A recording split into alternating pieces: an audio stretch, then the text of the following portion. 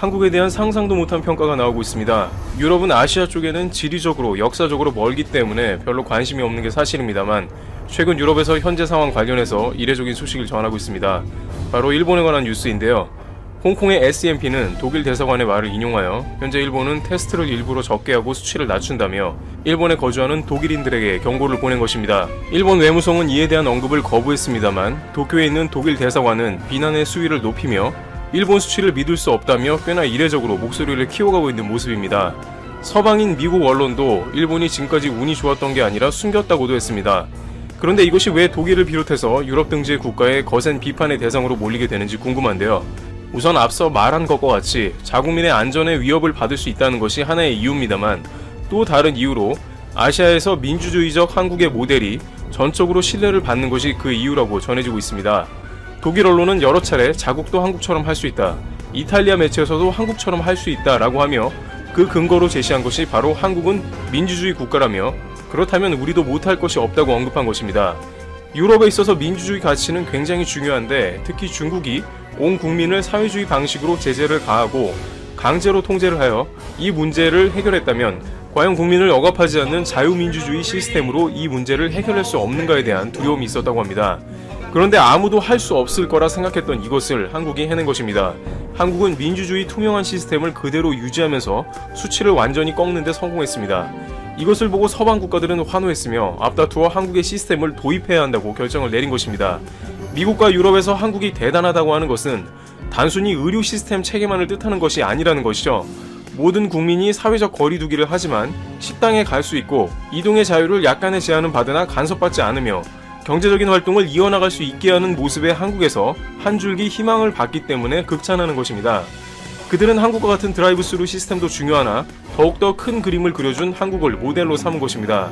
반면 일본도 민주주의인데 무슨 소리인가 라고 되묻게 되는데 SMP에 인터뷰한 도쿄 국제관계학과 교수인 스테픈 나지는 독일이 비민주적이거나 권위적인 것으로 보이는 것에 대한 혐오감을 가지고 있다고 말합니다. 즉 다시 말해 일본이 현재 운용하는 시스템은 사실을 숨기는 비민주적인 시스템으로 보이기 때문에 비판을 한다는 것이죠. 일본 당국은 침묵을 이어가고 있고 적극적인 테스트와는 거리가 먼 모습을 보이다가 도쿄올림픽의 연기가 결정되자 그때 비로소 본부를 차리고 있으나 그 과정에서도 여전히 대처가 매우 탐탁지 않다고 독일 당국은 느끼는 것입니다. 겉모습은 민주주의와 같이 보이나 일본 당국이 행하는 모습은 사회주의와 큰 차이가 없다는 결론에 다다르게 된 것이죠. 게다가 바로 옆에 가까운 한국은 제껴두고 독일 당국과 이탈리아의 노하우를 배우겠다고 발표한 일본 외무상의 모습을 보면서 오히려 더욱더 신뢰를 잃는 모습으로 연결되어 버린 것입니다. 또한 일본의 공영방송 NHK는 이스라엘의 노하우를 배우자고 인터뷰를 갔으나 돌아오는 답변은 한국을 그대로 카피했으며 한국은 이에 관해 최고 전문가라는 말이 돌아올 뿐이었습니다. 일본에 있는 외국인들도 불만입니다. 도쿄에서 프랑스 어학원을 운영한다는 에릭 피오는 인터뷰에서 자꾸 일본인은 특별하다며 손만 잘 씻으면 된다고 한다라며 당국의 처리가 황당하다는 발언을 하고 있습니다. 그러나 이제는 일본 언론들조차 더 이상은 참을 수 없다며 아베 총리와의 기자회견에서 목소리를 높이고 있습니다. 비디오 뉴스라는 매체에서 나온 기자는 아베 총리에게 테스트 양이 매우 적은 게 아닌가라며 해외에서는 일본이 제대로 일을 안 하고 있다고 의심한다며 질문했으나 아베 총리는 관련 답변을 제대로 못하면서 당황하여 기자회견을 급하게 마무리하는 모습이 나오기도 했습니다. 일각에서는 유럽이나 미국 등 전 세계적으로 상황이 점점 안 좋아지는 가운데 일본만 괜찮은 것처럼 행동하는 것도 독일, 영국, 프랑스, 이탈리아 등의 G7 국가들에게는 좋게 보일 수는 없을 것이라는 의견도 나오고 있습니다. 한편 민주주의 시스템을 투명하게 유지하면서도 사회가 마비되지 않고 어느 정도 돌아가게 하는 국가인 대한민국의 모습이 전 세계에 희망을 주고 있습니다. 투과율이 무려 87%로 자신들의 제품이 월드클래스라 자화자찬하였는데요.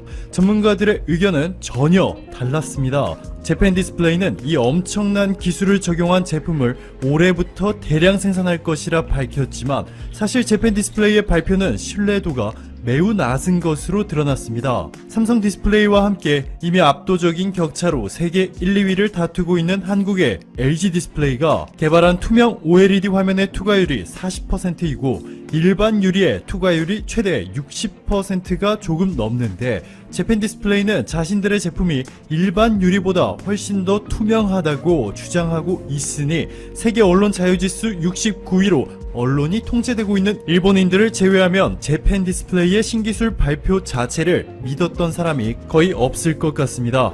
자, 그렇다면 재팬디스플레이가 왜 이렇게 갑자기 블러핑, 뻥튀기, 오버액션을 했을까요? 단순히 너무 잘 나가는 한국의 삼성과 LG 디스플레이가 얄미워서 자존심 한번 내세워 보려고 그랬다면 문제없이 그냥 넘어가 주겠지만 조금 더 수상한 냄새가 나고 있습니다. 재팬 디스플레이의 실적을 보시면 5년 연속 적자를 기록하고 있는데요. 2018년에는 마이너스 2조 5천억 원, 2019년에도 마이너스 1조 1천억 원으로 파산을 하지 않은 것이 신기할 정도입니다. 지금까지 그나마 버틸 수 있었던 것은 애플이 한국의 디스플레이 독점을 견제하는 차원에서 재팬 디스플레이에 2조 8천억 원 넘게 투자하며 아이폰에 사용되는 LCD 디스플레이도 대부분 재팬 디스플레이가 만든 제품을 채택해 왔기 때문이죠. 자, 그런데 여기서 또 문제가 발생합니다. 2014년도부터 2018년까지 재팬 디스플레이의 전직 회계 임원이 유령 회사와의 가짜 거래를 회계장부에 조작한 뒤 5억 7,800만 원을 횡령하는 과정에서 문제의 임원이 최근 폭탄 발언을 하게 됩니다. 경영진의 지시를 받아서 회계에 개입하였다. 만약 이것이 사실로 드러날 경우 얼마나 끔찍한 결말이 그려질지는 여러분의 상상에 맡기도록 할게요.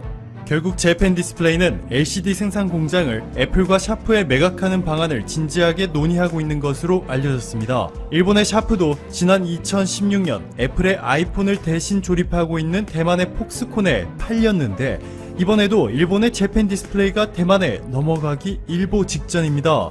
즉 재팬 디스플레이가 무리해서 신기술을 발표한 것이 자신들의 공장이 매각되기 전에 몸값을 어떻게 하면 조금이라도 불리려고 했던 속셈인 것으로 의심받고 있습니다. 로이터 통신의 보도에 따르면 샤프는 성명을 통해 우리는 인수하는 것이 수익에 미칠 영향과 얼마나 많은 위험이 따라올지 검토하면서 신중하게 고려하고 있다 고 전했다 밝혔고, 니케이는 이번 매각 가격을 800억엔에서 900억엔, 하나로 1조 원이 조금 안 되는 수준인 것으로 예상하고 있습니다. 삼성의 기술력에 밀려 대만의 홍하이 그룹에 넘어간 일본의 샤프와 한국의 반도체 개발 속도에 따라가지 못해 반도체 사업부를 한미일 컨소시엄에 팔고 PC 사업부는 대만에 팔아버린 일본의 도시바, 한국이라는 산을 넘지 못한 일본의 파나소닉도 결국 적자만 기록하다 최근 대만의 누보톤 테크놀로지의 반도체 사업부를 매각, 한국이 싹쓸이하는 바람에 4년 동안 한 건의 수주도 기록하지 못한 미쓰비시 중공업의 LNG 사업은 완전히 철수, 그리고 이번에 재팬 디스플레이까지 불과 최근 몇 년 동안 이 많은 일본의 대기업들이 글로벌 무대에서 한국 기업들과의 경쟁에 밀려 너무나도 처참하게 무너지고 있습니다. 오늘도 감사합니다. 최고로 행복한 하루 보내시길 바랄게요. 최근 한 중국인 연구원이 미국 FBI 요원에 의해서 출국 직전에 전격 체포된 사건이 발생했습니다. 미국 보스턴의 하버드대 메디컬 센터에 있는 연구소에서 근무하던 중국인 연구원이 암세포 샘플을 훔친 것인데요. 이 연구원은 암세포 샘플을 어디에 숨겼을까요? 정말 황당한 곳에 숨겨왔습니다. 바로 수화물 양말 속에 넣었는데요. 암세포 샘플을 수화물 양말 속에 넣어서 출국을 시도하려다가 미국 FBI 요원들에게 검거가 되었습니다. 수화물 양말 속에는 암세포 샘플이 든 21개의 약병이 들어있다고 알려져 있었는데요. 검거된 중국인 연구원은 하버드 대학의 한 메디컬 센터의 연구소에서 2018년부터 근무하고 있었으며 초기에는 범행을 부인하다가 결국 시인하였습니다. 실제로 이렇게 해외의 대학, 연구기관에 파견을 갈 경우에는 해당 기관에서 실험을 한 연구 데이터나 실험 샘플 등을 몰래 반출하는 것은 엄연히 금지가 되어 있는데요. 해당 연구원 역시 암세포 샘플을 중국으로 몰래 반입시켜서 연구를 이어서 할 계획이라고 밝혔습니다. 해당 메디컬 연구소에서는 이미 다른 중국인 연구원들이 생물학적 연구 관련 물질을 몰래 중국으로 빼간 전례가 2건이나 있었던 것으로 전해졌습니다. 미 당국은 이를 큰 범주에서 지적 재산권의 탈취 사례로 보고 있으며 미 법원은 중국 당국과의 연계 가능성도 제기하고 있는 상황입니다. 해당 중국인 연구원은 최고 징역 10년형에 처할 수 있는 것으로 알려지고 있는데요. 뉴욕타임즈에 따르면 미 연방당국이 직접 나서서 해외에서 온 학자들에 대한 지적 재산권 탈취 가능성이 있는 사례들에 대해서 철저히 조사에 임하고 있으며 그동안 적발된 케이스는 대부분 중국이라고 전해지고 있습니다. 실제로 최근 중국에서 많은 SCI급의 우수한 논문들이 발표가 되고 있는데요. 많은 중국인 연구원들이 미국이나 유럽 등의 선진 연구기관에 진출하는 사례가 늘어나고 있습니다. 우리나라에서도 많은 우수한 인력들이 다양한 루트로 해외에 진출하고 있는데요.